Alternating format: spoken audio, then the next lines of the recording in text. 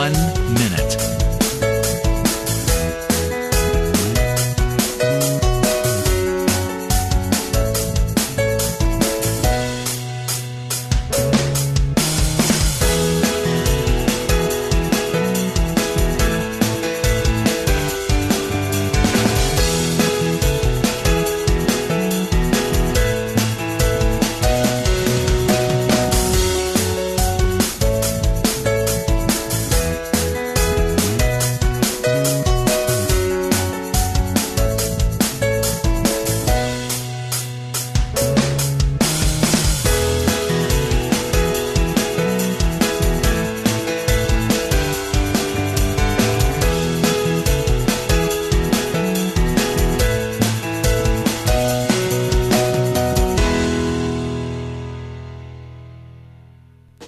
Welcome to Lynn Cullen Live at pghcitypaper.com. Email your questions and comments to Lynn at pghcitypaper.com.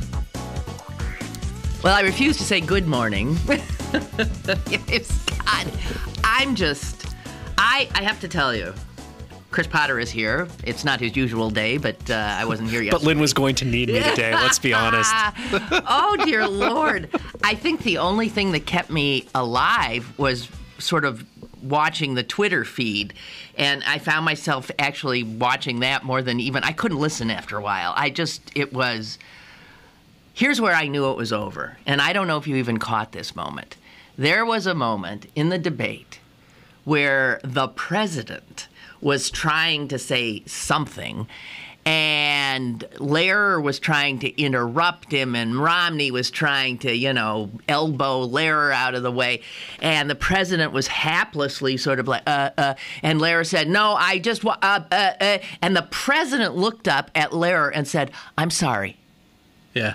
I thought, okay, that's it. Here is the president of the United States looking like, he looked, I'm sorry, and Romney saying, I was supposed to speak now. Yeah. I want to speak about Medicare. Yeah. It was unbelievable. Yeah. I had a dream last night that, and I'm not making this up, the aliens took over the planet. And when I woke up, I was like, I know where that's coming from. Oh my God! I actually had a bad feeling almost right off the bat, which is that Romney actually did a better job humanizing himself on the basis of Obama's anniversary than Obama himself did. That is true. I thought we might be in for some trouble here tonight. And it did not take long. I took notes. That was the first. Also, thing I said. The other thing was when, to me the biggest, if I was going to distill this debate into one contrast, it was at the outset. Obama says, you've got this $5 trillion tax cut plan. We got a call already. All right, people need to share. That's what people this is need about. to vent. Go ahead. Hi, Lynn. This is Kristen. Hi. Hi. Hey, congratulations on your dad's Peace and Social Justice Center. Thank you. That is amazing. What a wonderful legacy to have. And he sounds like such a wonderful person. And, how proud you and your family must be. Just congratulations. Thank you. That's wonderful. Thank you. So I just wanted to tell you that. And real quick, I thought, they were saying that Romney won last night. I thought Romney was really rude, Yeah. And at one point, he just wasn't making sense. It turned into word salad there. And I don't know. I don't think the president was making sense. I have never heard him sound so totally incoherent. I didn't not only incoherent, but there was no sense that anything was at stake. Yeah. There was no energy. Right. Yeah. He looked like he'd just woken up from a nap. He didn't even know where he was. It was, He wasn't on his game. On his game. He wasn't even in the arena. Game. He wasn't in the game. It was beyond belief. I've never seen such a horrible performance on his part. Yeah. I don't know what that. I gotta wonder what that was about. Yeah, maybe they're bringing out the teeth for the next few. I don't know. Yeah. Well, I'm trying to make sense of it. yeah, well, I think you shouldn't tax yourself too much. Thank you, Kristen. Thanks All for right. Well, Okay. congratulations. Thank Lynn. you. Take care, okay? Thank you. Bye. You were interrupted. Oh, that's okay. So at the outset, you've got Obama saying to Romney, you've got this $5 trillion tax cut, blah, blah, blah. And Romney says, that's not true, Mr. President. I wouldn't pass a tax cut. And yes, it is true. It is I mean, true. you can say that it wouldn't cost $5 trillion because I'm going to offset it with I'm going to cut out these loopholes. But the fact of the matter is he hasn't said what any of those loopholes are. So in terms of what information you have to work with, it's a $5 trillion tax cut that has not been paid for. So that's not true. So on the one hand, but he's pushing back, right? This is the point. He's pushing back. He's telling the president repeatedly. And at one point, the last time it happens, you actually hear Obama say, okay. I know. I heard it more than once. Where he's just sort of like, all right, or Yeah, he just didn't stick with his between talking the okays points. Yeah. and I'm sorry and what? The flip side of that is Romney comes at Obama multiple times with this thing about the $716 billion he's supposedly stealing from Medicare. I counted at least 4 times when Romney brought that up and Obama didn't address it in a single time. And that sets up Romney for those closing remarks where he brings it up again. Right. And somehow you, as the Democrat, have now made yourself look like the bigger threat to Medicare and old people's health care than the Republican. That is almost an accomplishment, is how terrible that is. If you knew nothing about either of these two men, this was your first experience with both of them, you wouldn't vote for Barack Obama. Yeah. He didn't look presidential. Yeah. Romney looked presidential. Yeah. If you didn't know anything, and David Gergen actually said on CNN, he said he was trying to figure out what was wrong with Obama. He said, I think maybe Obama was just, he couldn't deal with the fact that Romney was just lying. Yeah. Yeah, I think that's true. Because and I felt that too. Like, here's a guy who for so long we've been saying, oh, he changes his positions. He's this chameleon, da-da-da-da. All the things that were terrible things about him as a candidate up until last night suddenly worked out into his favor. Yeah, it did. Because how do you pin somebody down when you say you have this $5 trillion tax? He says, no, I don't. No, I don't. And what? I can understand why it was like, what do you do? What do you with that? do? What do you just? Yes, you do. Nope. Don't know what you're talking about. And then Obama, you can tell he's been told he cannot be an angry man. Right. So he can't be angry. He's been told he can't be smug or condescending. He's told he can't. And I got a feeling he didn't know what the hell how to present himself. Yeah. I don't know. But mostly he wasn't there. Yeah. Here's the best thing I've seen written. Moderator Jim Lair's opening instruction to the audience that they remain silent proved unnecessary, since within minutes, most of them sat with their heads tipped forward, drool visibly dangling from their mouths. Andy Borowitz. Yeah. Yeah. Unbelievable. And by contrast, of course, I mean, Romney looked Energized. Reagan-esque in the sense of he was animated, and at ease, and he had only a glancing relationship to anything that exists in the world of facts. He also seemed to have a sense of humor. Yes. He seemed definitely the more likable of the two. Yeah. And what was that weird thing, though? God, he's so odd. What was that thing that came out of nowhere about...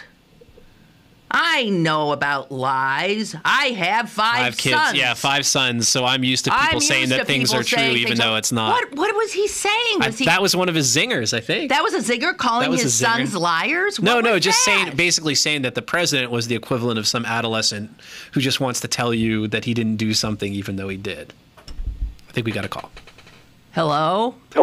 Hi. Hey, Obama wasn't any good last night. Yep. No. Romney was more of the bullshit that he does on the campaign trail. I just don't see. The man's not going to win. You people keep thinking just because of debates he's going to win. Everybody knows what he's about. He's going to lose Ohio. He's going to lose Pennsylvania. He's going to lose. I'll guarantee he's going to lose. Goodbye. Yes. Well, I hope that's true. I mean, but the sad thing is, that's what we're left with saying at this point. Wouldn't it be much better? Know. Wouldn't it be much better? I mean, what the consolation we're all giving ourselves is, well, debates don't really very often affect the outcomes of elections, and that's true. But I'd rather be in the position of feeling like, wow, we really smoked them last night. No, and there were a few people who said this really could be a game changer. This could be a game. It was that much of a. It was that much of a win for Romney. Hello. Yeah, I'd like to speak with Lynn. This is she. Uh-oh. Yeah, Lynn. Yeah. Jack. Yeah, this is Jack. How you doing? I'm doing fine, Jack. How you doing? You need to turn your audio down, Jack. Just did. Thank you. There we go. All right, listen, I watch like everybody else. First of all, we shouldn't give up on our president. I don't think anybody is. I just think everybody's in shock that it almost reminds me of a boxer who leaves the fight in the gym, overtrained kind of thing, you know? Yeah, something. I agree with trying to look presidential, but, you know, very honestly, what we should focus on is really the lies that Mitt Romney just boldly told 40 or so million people. Right. Because he basically put a flag down that there's 2 more debates that he's going to have to answer for it. It was the president's job, though, last Well, night. it was to the do president's just job. that, I and agree he with that. didn't. But very honestly, since he didn't do it, and normally it's your opposition should do that, but also I think when the moderator should also say, hey, wait a minute. I mean, they should be up on the current events too. Yeah. I know a 3-year-old who would have done a better job maintaining control of that debate. So, Well, like I say, I mean, obviously anybody that knows us from labor knows that we're still in there. We're fighting hard. This thing got until the 6th of November. We're working every minute, and everybody got to just, the old days used to say, keep a stiff upper lip. I'll leave it go at that. Jack, thank you. Okay. Bye. Good to hear from you. Must have been Jack Shea. Yeah, oh yeah. I didn't recognize him. Oh, really? Well, you got that feedback thing going on there. All right. Yeah, I mean, that is true. I mean, this is what they've got to do. And unfortunately, Lynn, I mean, I think you're right. It would have been 10 times more effective to punch back on this stuff last night. Now you have to do it through ads. That costs you money, and it never really catches up with the initial statements. But, I mean, look, stuff like, I'm going to cover people with pre-existing conditions. Oh, God, it's just a lie. It's just nonsense. It's just a lie. It's just absolute nonsense. It just doesn't, it's not true. Who do you think watches this debate? I'm serious, because don't you think most people who were watching already had their minds made up? They were just rooting for one side or the other. So in that regard, how much do the debates mean? I don't know. I mean, I guess there's that question, there's always that little portion of the electorate. And in this year, it's definitely smaller than other years. Yeah. But, on the other hand, the margins here aren't huge, generally speaking. Say only 5% of the people watching last night were really open to having their minds changed. And I think I saw the numbers with Romney when people were asked after the debate, does this make you more likely to vote for Romney or more likely to vote for Obama? I think twice as many people said the debate was more likely to make them vote for Romney. So, yes. So you're talking about, it could be a couple of percentage point swing there if it holds and if the Democrats don't do some effective counterpunching, the kind of counterpunching they did not do last night. Okay. Listen to this. Now, here's somebody who, is an Obama voter. Listen to his reaction. And if this is indicative at all, this is troublesome. Yeah. I can't listen today, but I want to give my 2 cents. By the end of the debate, I'm saying to myself, okay, excuse me, at least now we know where Romney stands on domestic policy. Then, after stewing on this for a while, I realized I know nothing about where Romney stands on domestic policy because, for the most part, in this debate, he contradicted everything he's ever said.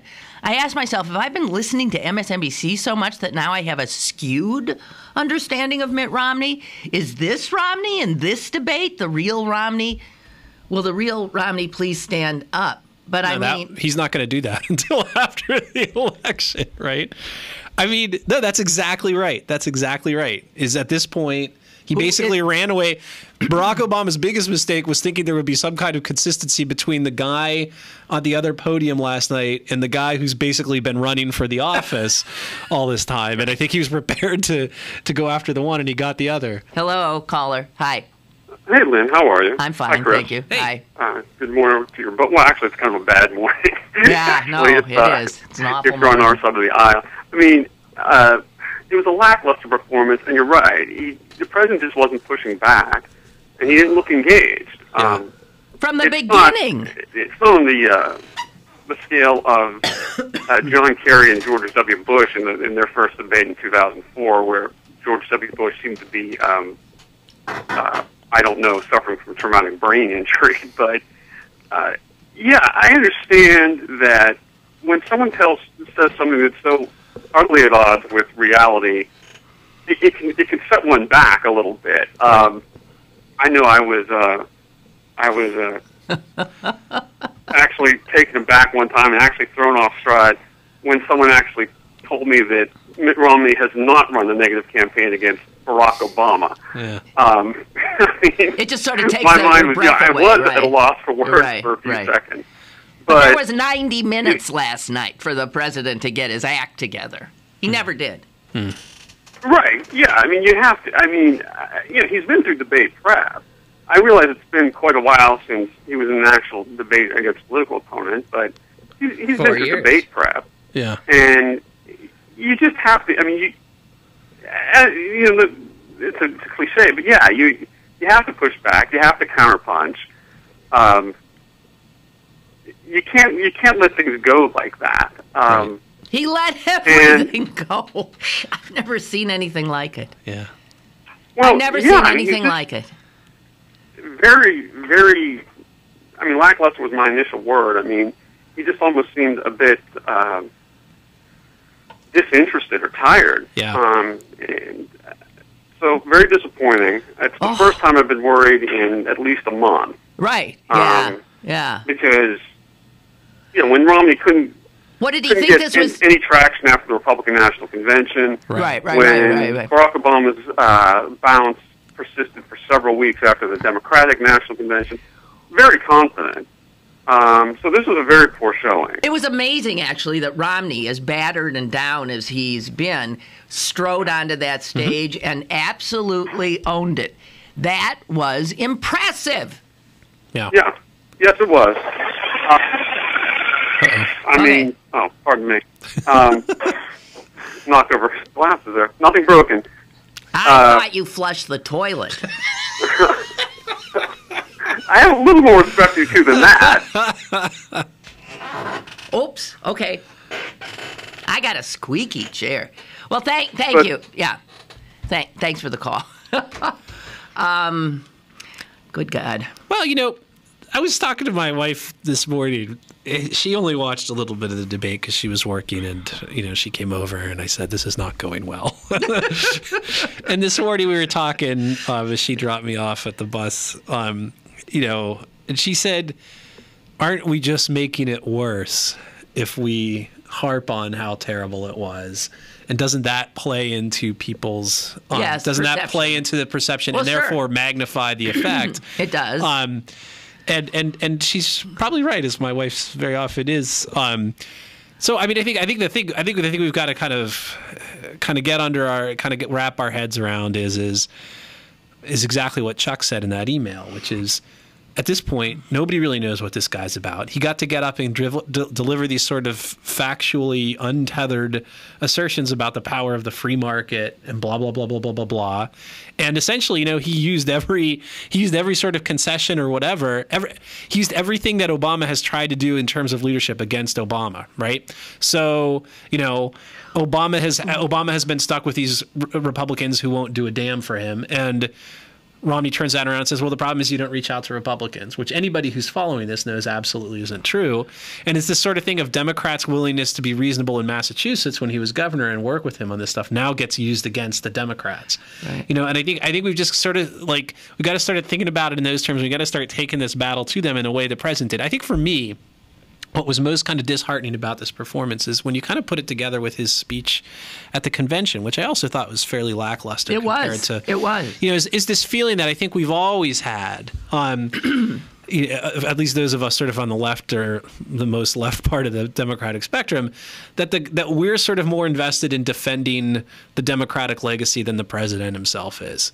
And I feel like what we saw there last night was was sort of that made literal. His actual performance just sort of reflected that feeling. And there is this kind of lingering anxiety that we always have, that we had back in 2008, and obviously we got through it. So I think that that's part of it, but I think we can also sort of overstate that, and we ourselves are going to have to say, you know what, like he didn't carry the fight last night, and we're going to have to carry it to these guys better than he did. That's for sure. That's for sure. And I feel relatively certain that he will be awake for the next debate. Yeah. Someone tweeted, I thought this was great at the end, Romney just took Obama for a cross-country drive strapped to the roof of his car. Yeah. I mean, it was that brutal. Anyone who said Obama, they were saying, and focus group said that, Romney won 2-1. Right. I'm thinking, who would say Obama won? Yeah. Democrats on their panel. And then there was this disbelief about how would Obama, do you think they actually decided not to mention Romney's 47% remark? Weird. It's weird. They must have done. Not to say Bain. Yeah, they must have done. Not to bring up women's issues. What was that? What? Unbelievable. Yeah. I mean, the women's issues thing, I guess the debate, and I would say this is a flaw of the debate organization, is that the conception of what constitutes domestic issues seem to be very narrowly tailored and very narrowly drawn to this stuff about deficits and taxes, and those are important issues, but there's a lot more to domestic life than there was women's. There was women, labor, immigration. Absolutely. I mean, come on, there's a million. Education, there was so many things. But still, you've got to even within, I think, and you're right, even within that narrowly tailored framework, which again I blame Lehrer and the commission or whatever for that. You still got to do Bain. You still got to do 47%. I mean, there's just this.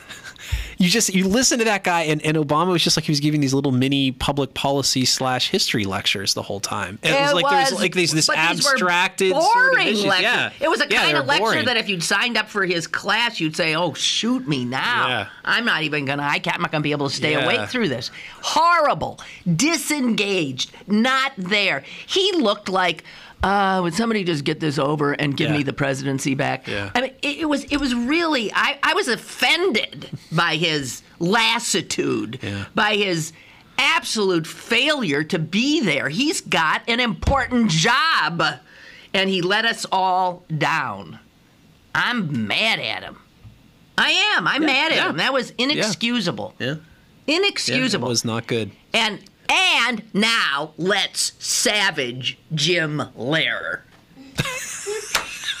Somebody wrote something so funny. He said he looked like he just couldn't wait to get back to his hillside on, where are those big heads?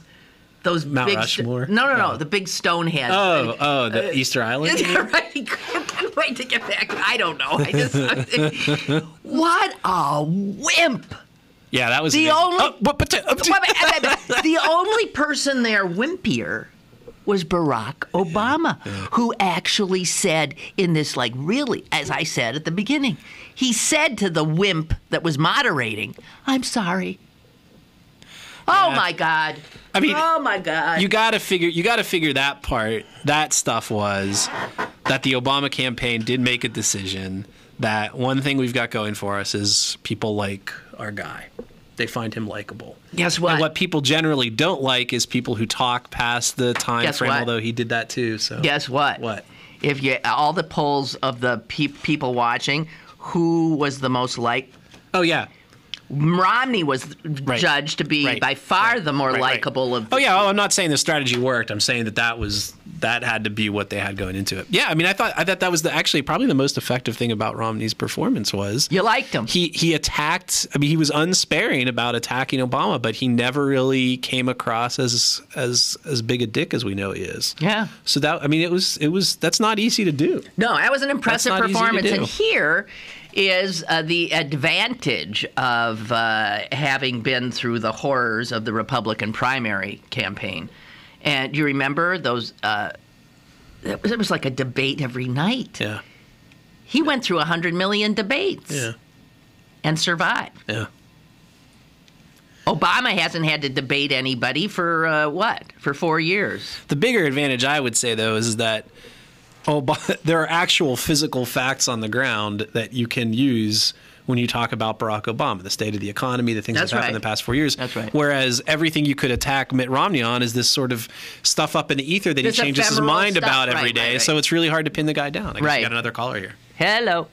Hello. Hello. Take a pill. Take a pill, everybody.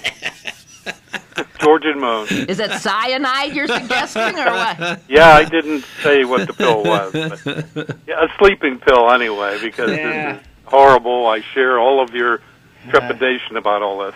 But I just wanted a little bit of a note here, the nerdish guy I am about alternative energy, electric vehicles and stuff. He did some damage last night, too.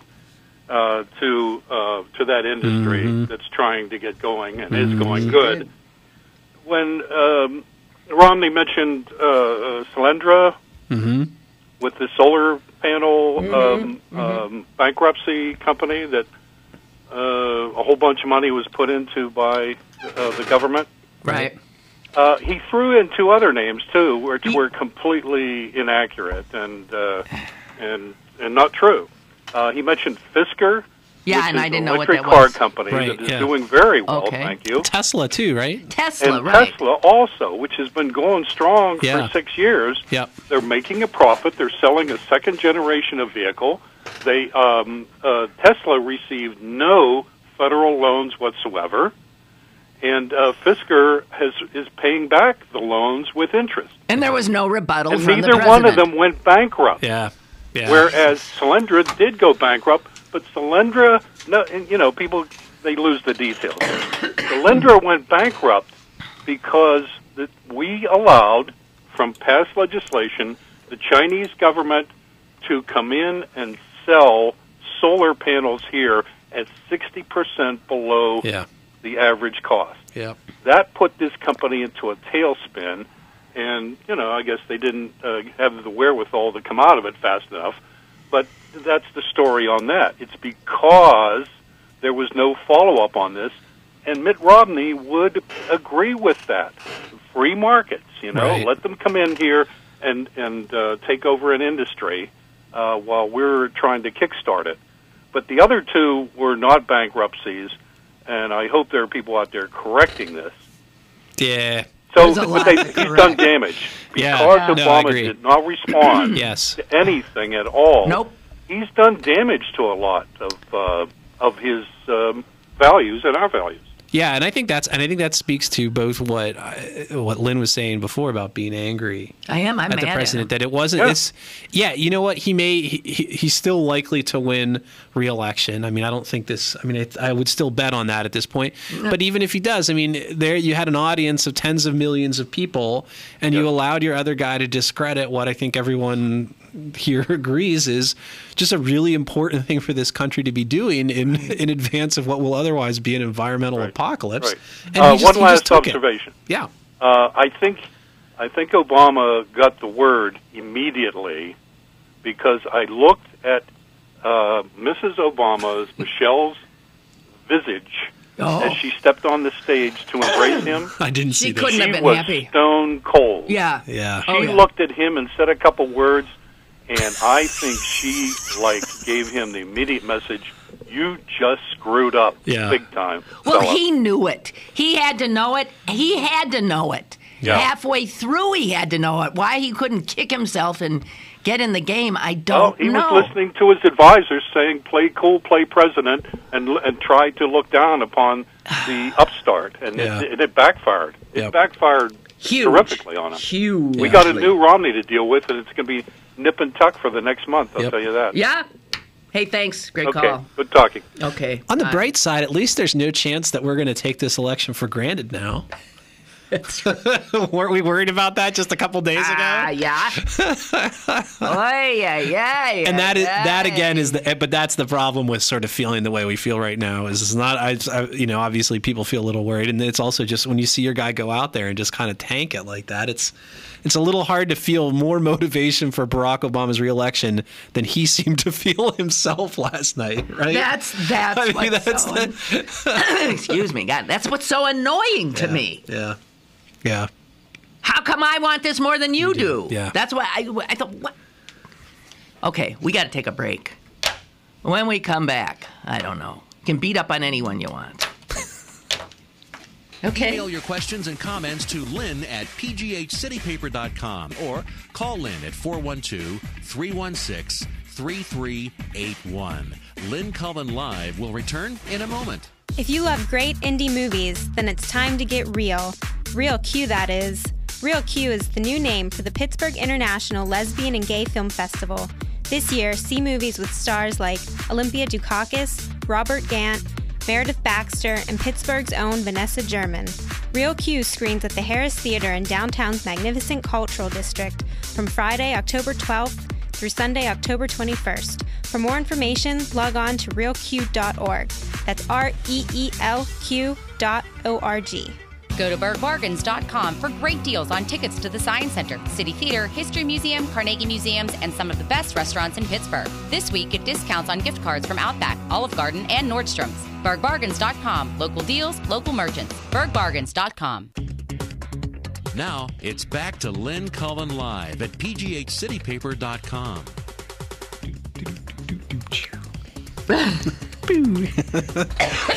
Excuse my throat. You were shouting at the TV last night, weren't you? I was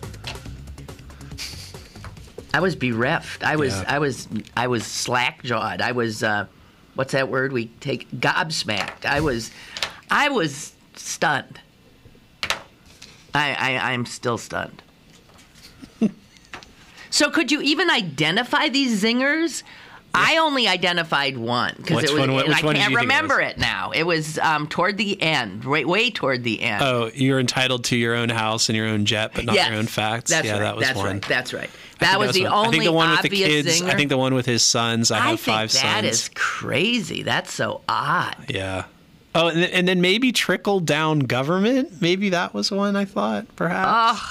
Look, if it's not clear it's a zinger, it's not a zinger. It did not zing, yeah.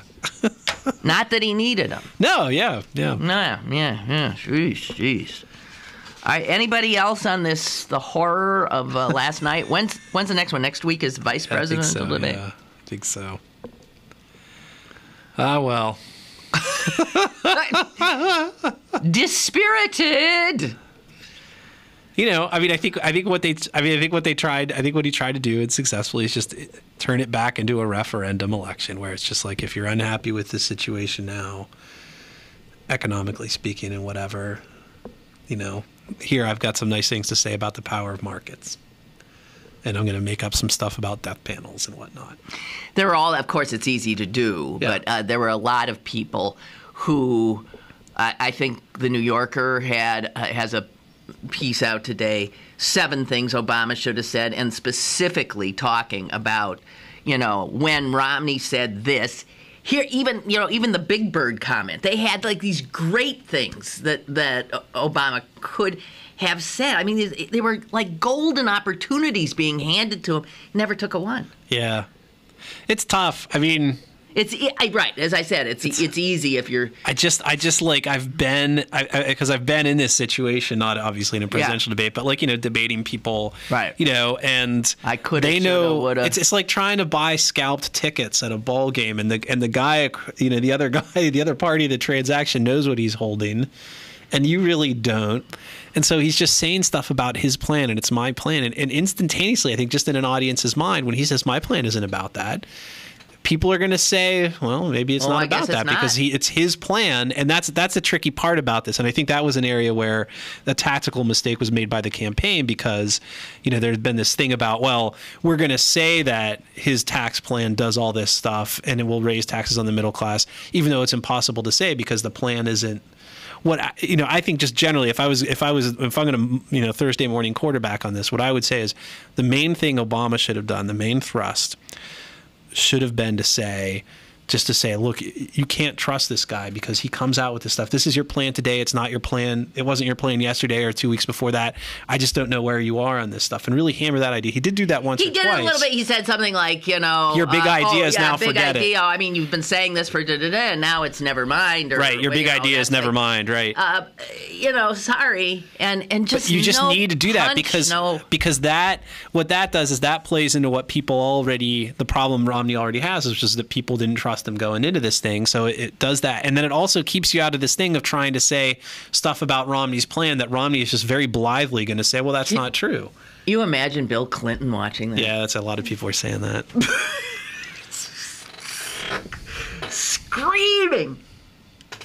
Screaming. Yeah. It just felt Romney went in. It was very obvious that Romney went in with a message. He had, X number of talking points that he was going to get across. And as far as I know, he got every single one of them. And I never got that sense. Well, I never got the sense that he was. That shows the motivation of a do or die. Yeah. He had to win this. Yes. Obama, I mean, obviously he was thinking this thing is wrapped up. We're cool, and he didn't show up. Yeah. Anyway, let's talk about something else. Yes. Let's move on. Let us arm ourselves for the battle to come. Okay. Well, this is sort of related, but I was out of town the last 36 hours or so. Voter ID. Yes. Yes, but odd. This judge is a weirdo. What kind of weird thing was that? I thought it was a very odd result. I actually thought it was kind of a elegant little solution, judicially speaking. Why allow this? What I don't get, the thing I find troublesome is the state can keep running these things saying you need a voter ID. I mean, the average person is going to be so confused. Right. And if they're still saying you need a voter ID, if you're seeing that on your TV or on the radio, how does that not make you potentially nervous or not show up if you don't think you got the right one? I mean, look, that's a legitimate concern. I will say though that I think we should be honest about this. 2 weeks ago, when the state would say, "Look, we're doing all these advertisements to tell people about the requirements," I can remember people on my side of the fence saying, "Yeah, but these ads aren't effective." So 2 weeks ago they weren't effective at getting out the word, but now they're going to be effective at confusing the hell out of people. I mean, it's a legitimate thing, but I think if you're a Democrat at this point, look, you already have to convince people that, your candidate is not a Kenyan-born socialist, cop killing child rapist coddler, which is how the Democrats in statewide races have been described at this point. I'm referring to presidents and also the attorney general races too. So you've already got to go up against that. If you can't overcome some dopey use it or show it ads, at the same time, I don't know what to say to you. The ads are already out there. The ads were already out there. They were already advertising. I don't know what exactly judicial remedy there was to address that fact. Supposedly they're being pulled and tweaked in some way, shape, or form. I guess we'll just have to see how that plays out. But that was the big issue when I was on the conference call with the ACLU and the other attorneys who fought this thing, and that was their big concern was, what about this advertising? And, we asked, reporters asked some questions, and David Gersh, who's one of the attorneys, kind of the lead attorney, said, I have to believe that, the Corbett administration will do the right thing here and not run ads that are simply factually not true. So, we'll see what happens. But I understand where the judge is coming from. I mean, he was trying to rule on as limited a question as was put before him. And I don't think he did a bad job. I think, and I think the proof of that is, well, given the fact that he initially wanted to uphold it. Yeah. the whole damn god-awful thing. Yeah, and it seems pretty clear that certainly the plaintiffs, the ACLU and company, are not going to appeal that ruling, and it sounds all the indications from the Corbett administration. So I mean that tells you that that's a pretty good ruling, right? It got us most of the result we wanted, and nobody's going to challenge it. And the other good news is we the people of the Commonwealth are not going to have blood on our hands this week executing that guy in Philly. Yeah, Terrence Williams, right. Jeez. Yeah, isn't that interesting that it's an emergency filing with the Supreme Court to execute somebody. That's what the Philadelphia deal is. Can you imagine? We got to kill this guy right now. God. Oh. We got the gurney and everything. Yeah, come on. Your Honors, it's cluttering up space in the hall. Unbelievable. Yeah. And that was a hell of a ruling, by the way. If you look at the Philadelphia, the Common Pleas Court judge. Yeah, really. There was a real ass kicking right there as well. Just you absolutely did not tell the truth, you prosecutors. God. That's something. Okay. So here, I want you to give credit to another newspaper. Oh, dear. That would be the Post-Gazette. Oh. On their UPMC series. Sure. Mm-hmm. About the real estate. Didn't you think I mentioned it this week in my own paper, as a matter of fact. Really well done. Yeah. Sean Hamill, who used to write for us some, by the way. So, good looking out, Sean. Yeah, I mean, that was one of those stories that was like, you always kind of suspected that most ways, but you didn't really know it. So it was unbelievable. It was breathtaking. It was like no one can read that series and not feel extraordinary, animus toward UPMC. At least the administrator. It's the administrator. Maybe the doctors there and nurses, I'm sure, still have a sense of what their mission is. But to work for these people who clearly don't. Yeah. These are just rapacious capitalists at the top. Yeah. They're monopolists. They're Ayn Randists. They're frightening, this Romoff. They take too much government money to be true Ayn Randists. And they're screwing us all. Yeah. Just keep grabbing up property, paying, and taking it off. Yeah, they're not screwing us all. They're doing pretty well by people who own properties in locations that they're interested in buying. I thought that was sort of an interesting wrinkle there, but yeah, I mean, that's. And how is it that a parking lot, on a prime piece of real estate in the heart of Oakland, how is it that a parking lot is not taxable? Yeah. That is such bull. I saw Dylan there too. That also pisses me. Well, it's just enraging. I mean, I have a column about this out in this week's issue. I mean, the sad thing for Pittsburgh is we're now stuck in this unenviable choice of which is worse. When you have a giant healthcare nonprofit who builds an entire empire, or when you have one that doesn't. Because on the one hand, you've got UPMC just rolling along, and on the other hand, you've got this Highmark West Penn Allegheny Health System, going to hell, which is just a complete fiasco. I mean, it's just an fiasco. Absolute mess. And you can't even decide. It seems like I was reminded because I went to the Pirates game this weekend, and so I've been thinking a lot about late season collapses.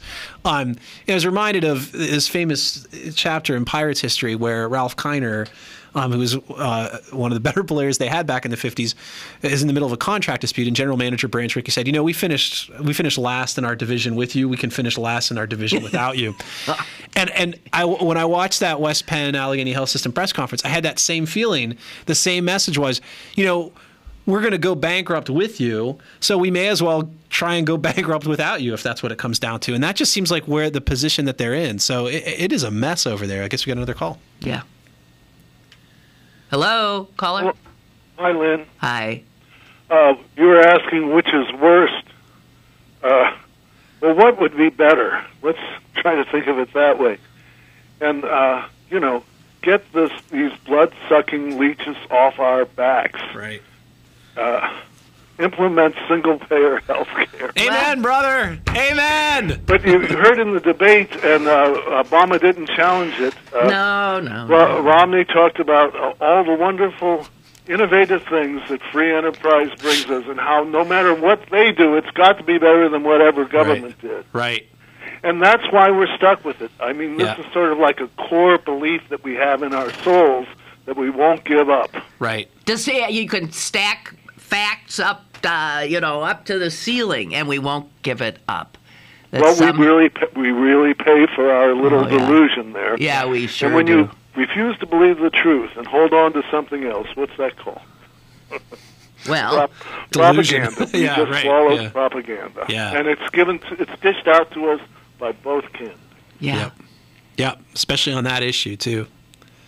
I mean, that's the problem. Is if you're, I think part of what we saw last night too is sort of chickens coming home to roost on this stuff. I mean, what Obama did, as he himself noted, is he gave people a Republican-inspired solution to healthcare, and it's that who was it? Was it Harry Truman who said if you give people a choice between a Republican and a Republican, they'll choose a Republican every time. If you give people a choice between a free market healthcare system and a free market healthcare system, they'll choose the free market healthcare system anytime because it sounds good. It sounds good. It sounds right.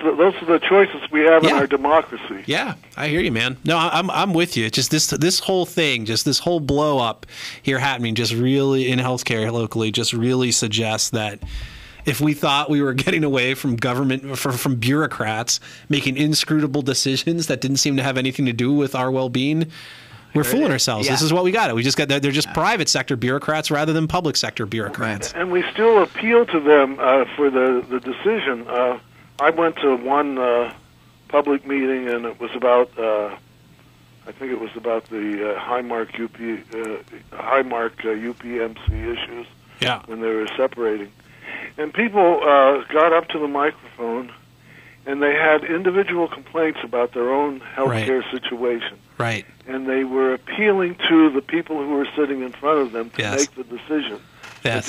In other words, we'll put up with you. Just be a little nicer to us. Just take care of my little billing problem or whatever. And the people in the front of the desk, the Highmark and UPMC executives, I think they're very happy to have the argument on that level because, one individual against a corporation is not going to win the argument. And the corporation can always say, oh, well, we'll be a little more understanding then. Right. We'll be a little more beneficent to you in your particular case.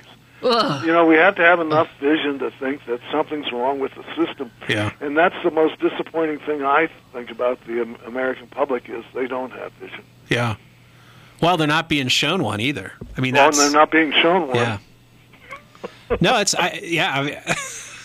couldn't agree. In fact, I think maybe you and I have been at some of the same community meetings. I can recall going to one at the Soldiers and Sailors Hall. That's the one I'm talking about. And I think one of them, it was either Highmark or UPMC, I can't remember which, actually had like agents on hand to handle people's complaints or whatever, which is a very slick little move. So yeah, absolutely, I totally agree. In fact, if I recall correctly, Aggie Bros, who was the president of the Bloomfield Garfield Corporation, got up at one point and just said, "I can't believe either of you people are in charge of our healthcare system." So there, and I was thinking quite a bit about that in recent days, actually. So, well, even Jim Furlow, who I like, inserts himself as the politician to mediate between the dispute. Yeah. Even though he's a single-payer advocate, he doesn't mention it in the meeting because he doesn't want to align himself against those corporate interests. Yeah, it's tough. I mean, I think in that particular situation, I kind of understand. He was in a. Yeah, I will say to his credit, he was very good at sort of saying a plague on both your houses. But if this is the situation, I mean, he's doing both things. He's got a point to sort of a political ideal, but then also as an elected official who represents people in the here and now, I think he also has to do some stuff. But obviously, you can't keep up with these guys. No. You can't keep up with them. Every week you turn around and one of them is suing the other.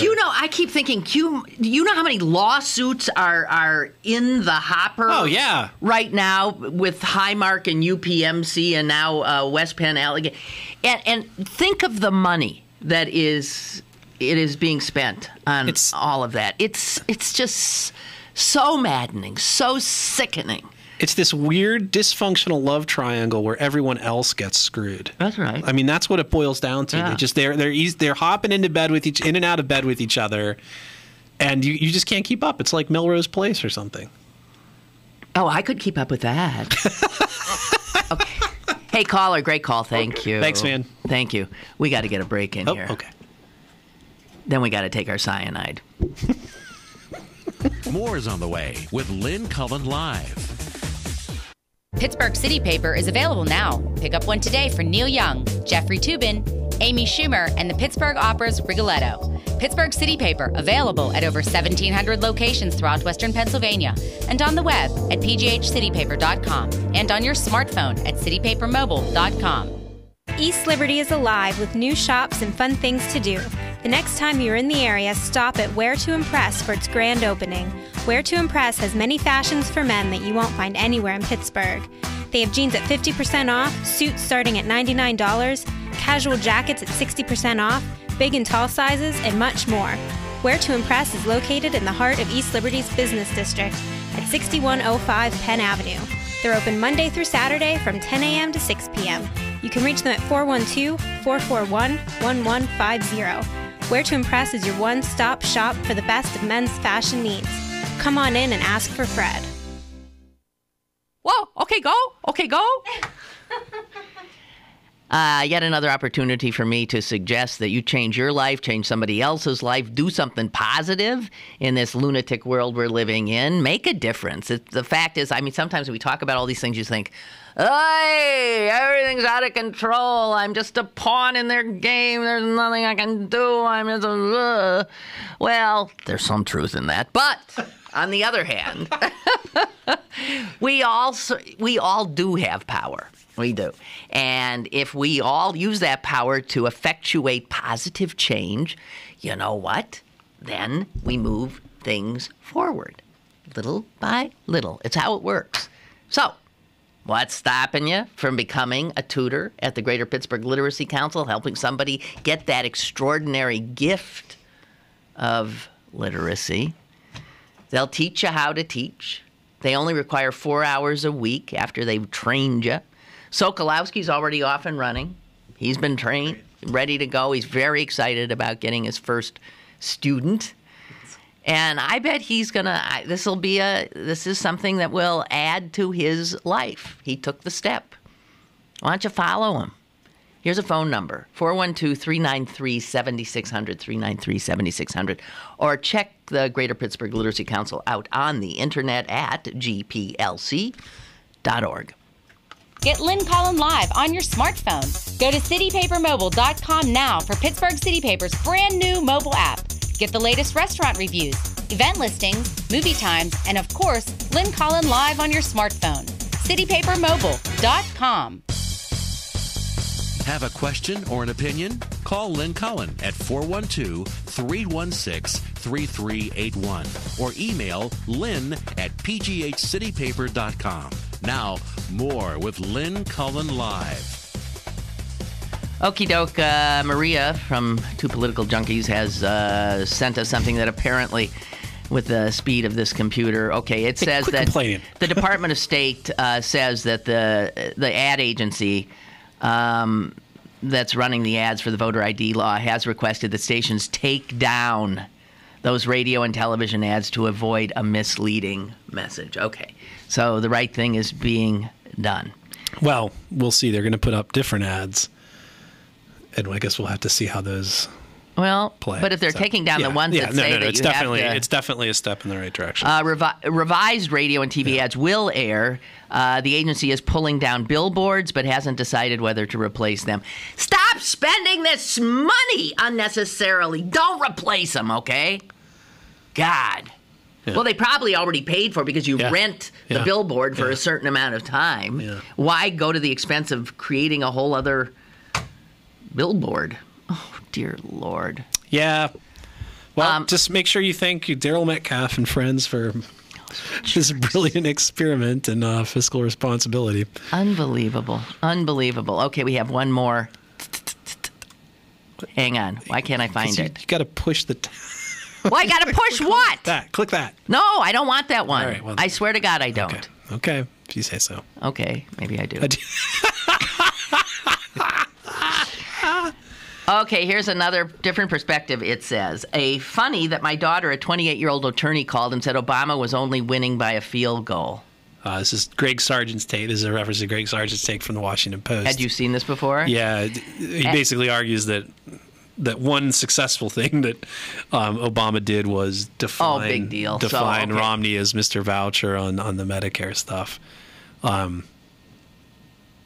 That's okay. Well, that's very nice to find the silver lining in all of that. But yeah, he didn't win by anybody's count.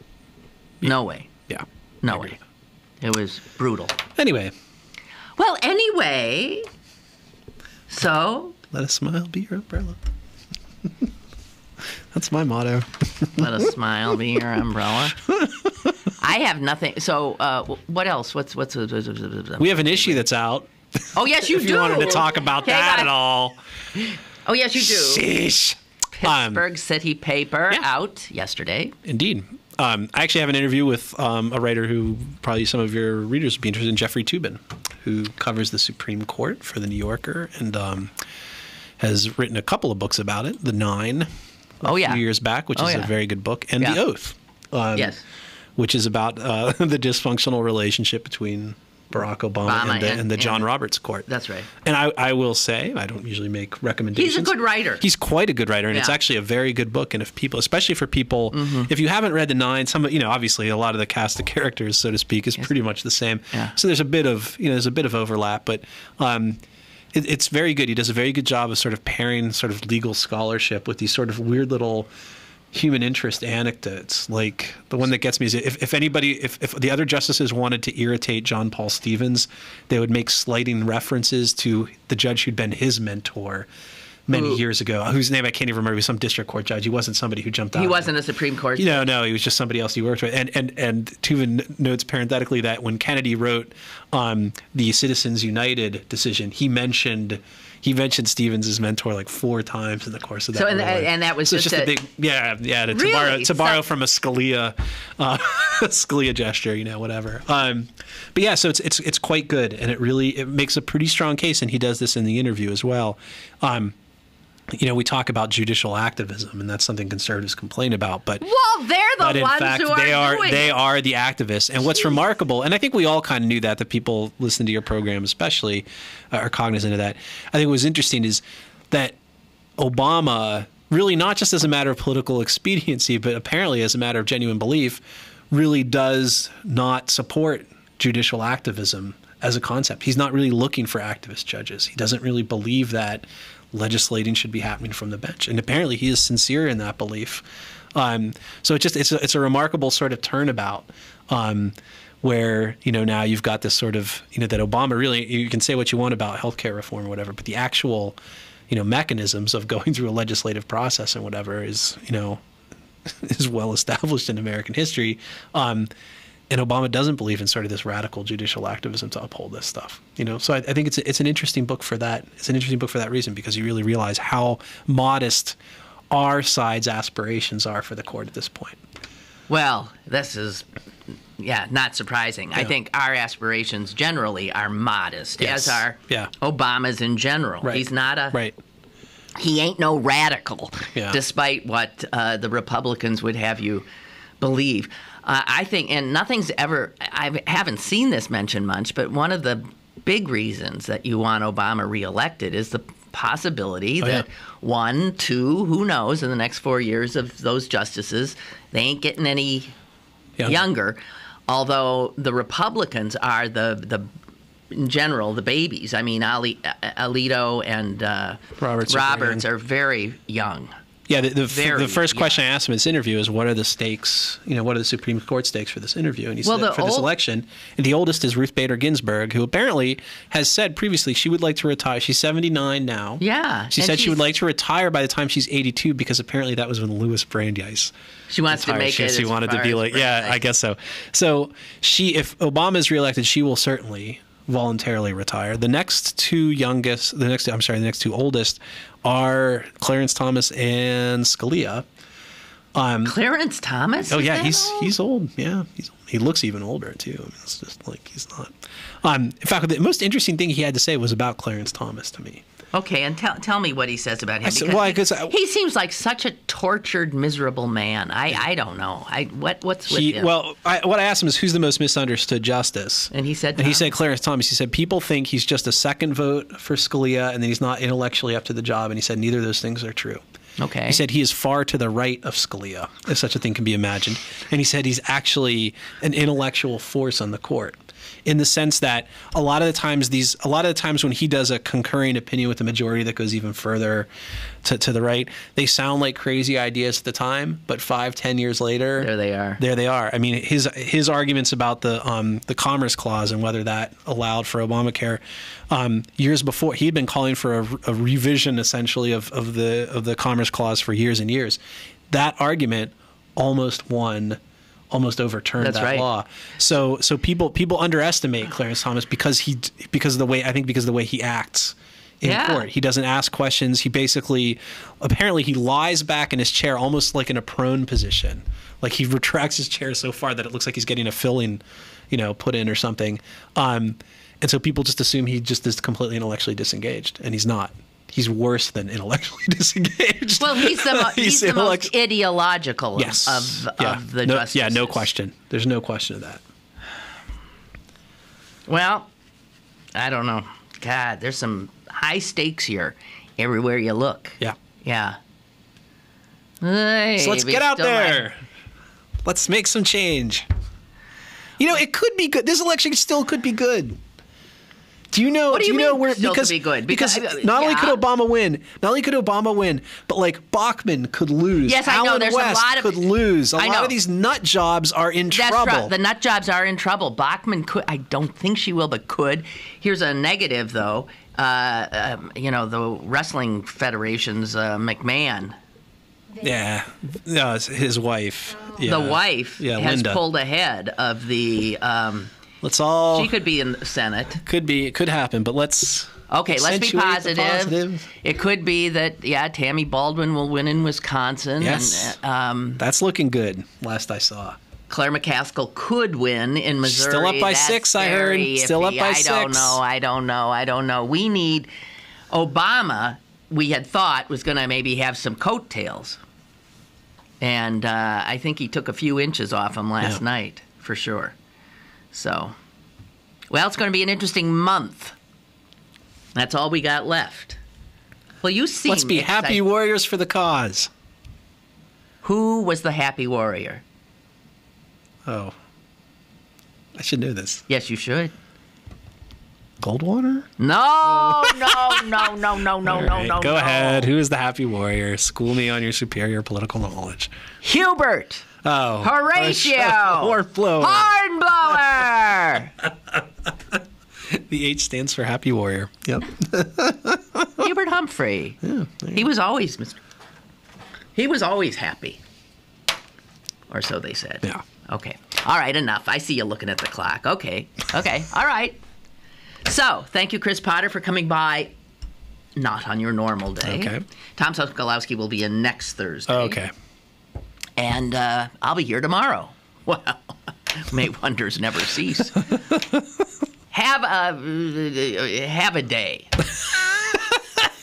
See ya.